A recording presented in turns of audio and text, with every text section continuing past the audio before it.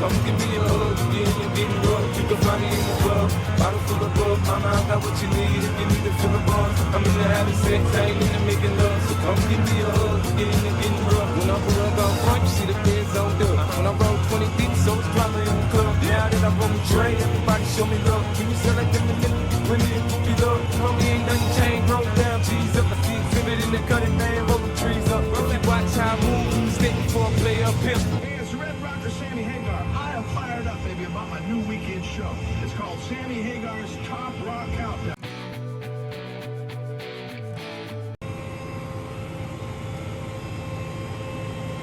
There's some of the early enlistings in the back there. Over there.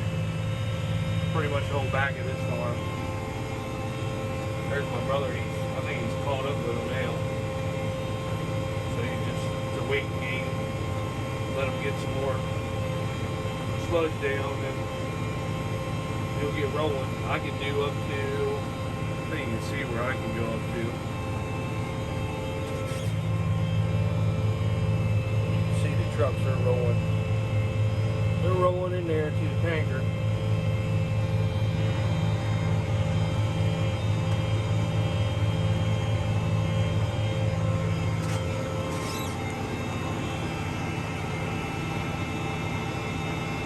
Alright, so I haven't been making any videos since Miss Eastern Shore Farmer's birthday. We've been planting beans and everything. Today should be the last day. Today's cutoff day for insurance anyway and turned into FSA.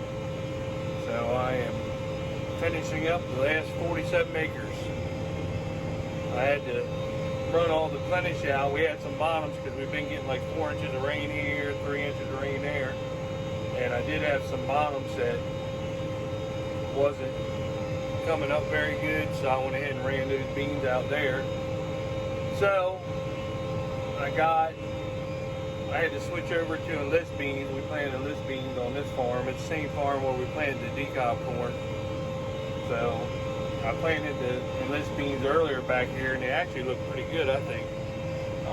First year ever trying them, we had a little bit of weed problem over here with some palmer. And it seems like I sprayed the early beans and it seems like it smoked that palmer.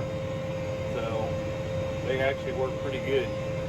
You don't make as much off of them as you do the plenish, but certain farms you gotta do certain things. It's a pain in the ass cleaning the planter and everything out, but we were done with the plenish anyway. Last 47 acres doing it. Get these beans done and we will be done until probably beginning of August when we get the early corn out. Then I got enlist beans to go behind the corn too. So we'll be rolling right along. That's why we waited, made this farm the last farm. That way I'd have, if I got any beans left over, I'd have some, enlist beans still in the planter, so it wouldn't really matter. I wouldn't have to worry about switching stuff. So I'm happy with it. Happy with them so far, what we see on the early stuff, so we'll just see how it keeps on going with the rest of it. They're just about done with sludge here today. My brother's up here turboing, and I'm going to start on the field. I'll probably catch him. Probably catch up to him, but it'll probably be a couple more hours. They get done, and he can roll, and we'll get it knocked out today and be done planting beans for 2021 season, really, if we didn't have the early corn. But man, that early corn looks really good. I mean, like I said, we've been getting the rains, consistent rains, steady. And man, it's really made everything look good around here. Now our beans across town, they've been getting rain, they just haven't been getting as much rain as we have on this side. But this is where all our corn is.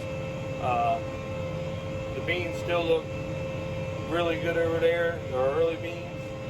But like I said, they haven't been getting rains like this side has, but they've been getting rain. They've been getting several inches here and there. They just haven't been getting the consistent 4-inch rain, 3-inch rain, 2-inch rain, stuff like that. So, but get this done and be able to take a break until August. I might have some spraying I got to do. I sprayed all the early beans, but some of the wheat beans that are coming up. You know, some of the wheat that didn't make it through the combines come in, and you know, a little bit of weeds here and there. So probably when I get done with this, I'll probably have to start knocking some of that spraying out. But with our sprayer, it don't take long at all, so I'll be able to knock that out quick and then take a break. So that's all I know. All right, good morning, everybody. It is Monday, and we are going to start shuffling equipment around. We're done with the turbo till, so we're going to unhook that and put the tractor away so it's not sitting out in the sun. We don't need her again till wheat harvest. Put the seed tender away. I'm going to pull the combine and sprayer out because it'll be the next two things that we need.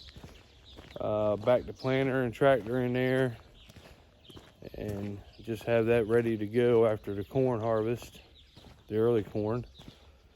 And little odds and end crap. I still got to wash the combine. I'm not going to, of course today would be a beautiful day to do it, but I have drill with the fire company tonight, so I'm not going to get all involved with that today. But that's on the agenda probably sometime this week. Got the gloves on because I'm going to be unhooking stuff and doing things that we don't have to wash my hands 20 times. Let's go look at some of this 75-day corn.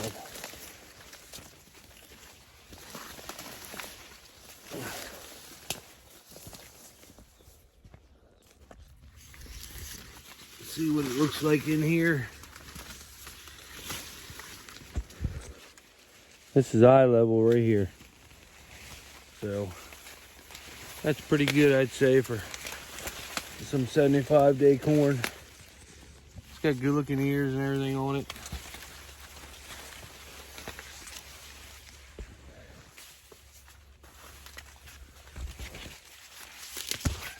Very tall. Very tall. Last year, this 75-day corn never even got close to this height. I mean, it got to be pretty big, but never got this big. I mean, this is, look how tall that is. And the ears are, look at the ears. They're up to my head. So, but it should be getting close to the, as you can see, it's dented already. It's already dented. So she's starting the dry down phase. What I really should do is come in here and spray it with Zamoxone and speed the drying process up majorly. You know, that's one thing I do hate is walking through cornfields when they're tall like this. Cobwebs and all that good stuff.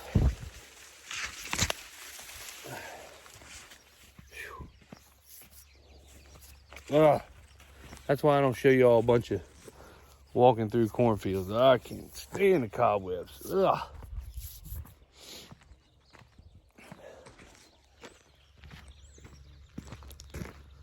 But it's starting to dry down.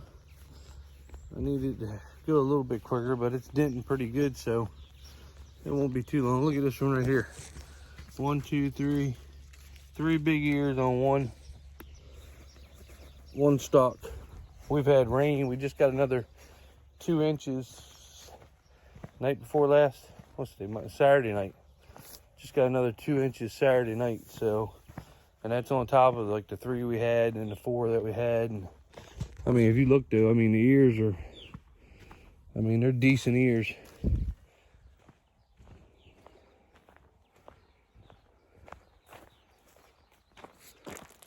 And that's long rows. I mean, that's half-mile rows right there. All the way down. But it looks pretty damn good, I think, for 75 day. Really good, actually. You can see that's all dented up too, so. The 75 day corn is definitely going to do 200 plus bushels this year. Oh. God, now I feel like I got stuff crawling all over me. Yeah, but it's definitely going to do over 200 for the 75 day, and that's unheard of.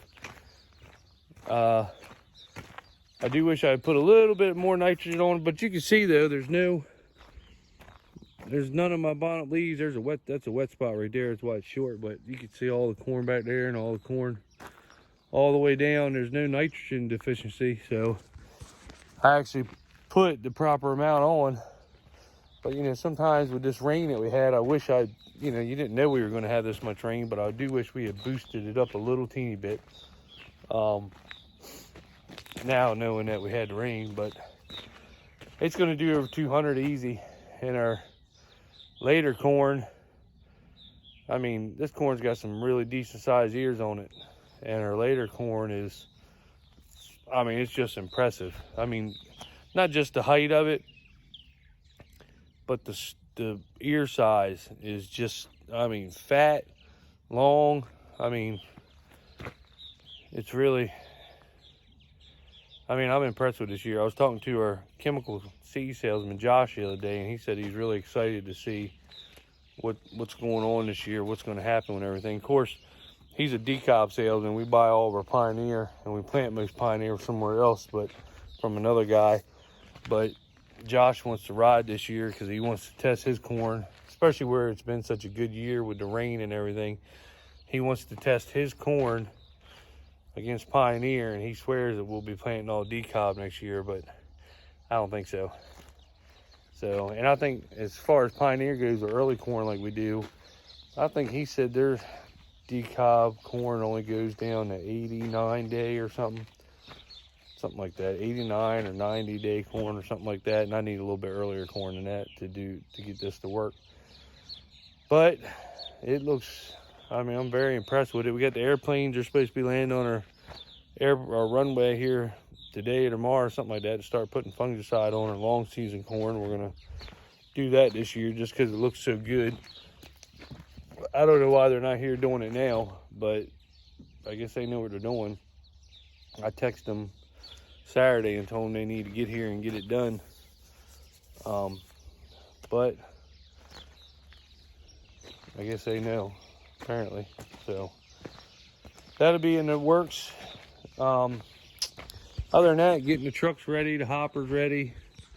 Got one hopper loaded with cover crop wheat. So planter, it should be all ready to go. I do feel like I want to wash it off or rinse it off, because after, you know, the sludge and the turbo till working the ground up, she got a little dirty.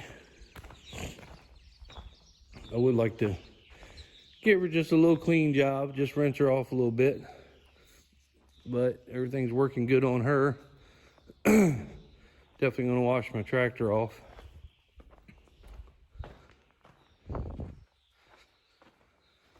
So we're gonna put the tractor and planter where the combine is, because that'll be the last thing that comes out, and move the combine up. I'm gonna get the sprayer out because I do have some beans, wheat beans, and I got two fields of early beans that I want to get sprayed. I'm gonna get them done, then I'm gonna start on my wheat beans, start knocking them out. Of course, with the rain the other night, I was planning on starting on spraying today, but we did get that rain. Everything's just a little tacky, so we're not gonna screw with that right this second. Probably be tomorrow or Wednesday somewhere when I start spraying. Other than that though, just piddling, waiting for the corn harvest. Like I said, I got to wash the combine, get it washed, get the concaves changed over, get her changed over for corn. John Deere is coming down. They installed all the John Deere Link stuff in the equipment. They made my maps up. So sometime this week, they're supposed to come down and download all the maps and field locator and all that stuff in the equipment. So whenever we pull into a field now, the field automatically comes up. It asks you, you hit OK. All the boundaries are set. So that's going to be sweet, not having to, you know, sometimes you'll switch field and forget, but now all the boundaries are in. It automatically picks the field that when you go into it, you know, it does ask you to make sure that you're certain that's the field you want. Hit yes, and you just roll with it.